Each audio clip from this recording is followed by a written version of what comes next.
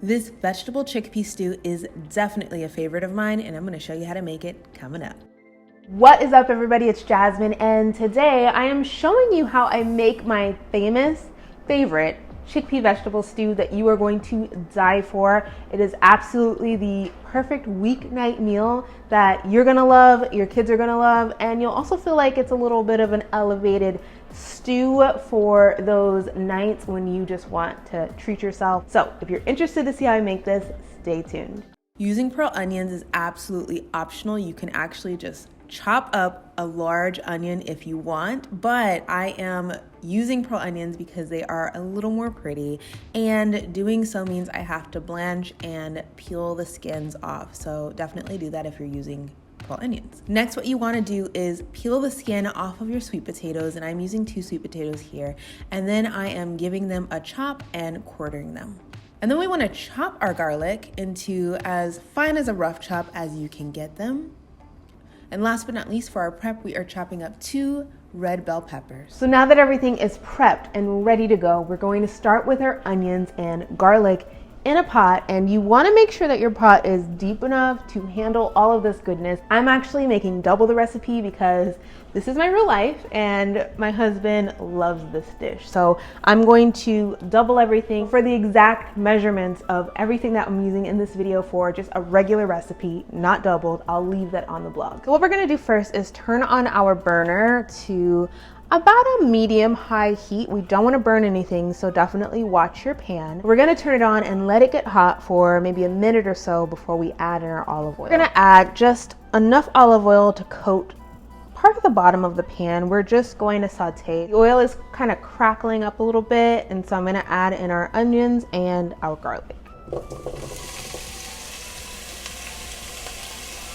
All right, so what we're gonna do now is add in the rest of our vegetables. We don't want our garlic to get too brown or burn. And I think it's important for this next step to add in your sweet potatoes just to kind of caramelize them and let them cook up a little bit. And then we can add in our peppers.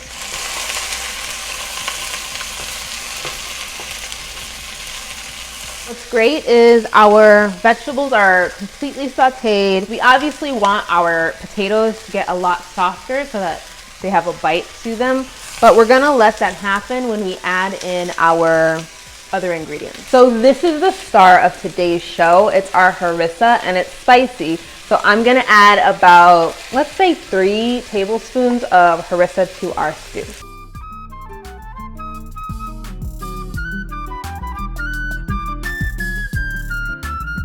And next, what we want to do is add our liquid. So that liquid is going to help deglaze the pan a bit. And that was 4 cups of vegetable stock, and I'm going to add about 3 cups of water. At this point, you can dump everything into your pot because it just now needs to cook. So I'm going to add in my 2 cans of coconut milk. So this is a little less than 4 cups, which is great. You can see that our stew is turning like a beautifully light orangish pink, and that's because of the coconut milk and the harissa and also the sweet potatoes as well. So for our last and final main ingredient, we're going to add in some chickpeas. This is about 2 cans, and this is going to boil over, but it's going to be so good. So make sure you stir this up really well. And then of course, to set this whole thing off, we want to season our complete dish, and we're gonna add in some pepper, and we're gonna also add in some sea salt. So I've added maybe like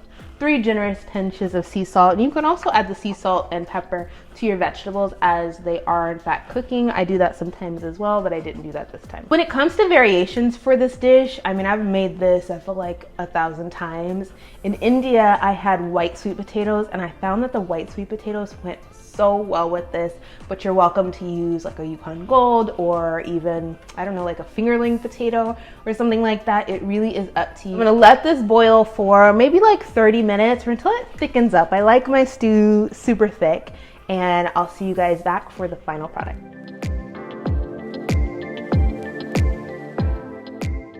I'm so excited. Our stew is done.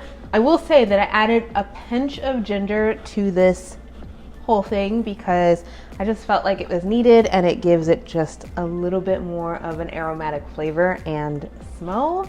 And I love ginger as well. So, but what I'm doing now is just crushing up our sweet potatoes to add a little bit more starch to the dish, which helps to thicken it up. And tomorrow when we have this for leftovers, the flavors are gonna be completely combined, which is gonna be amazing. But yeah, basically we're done and we're ready to plate it up.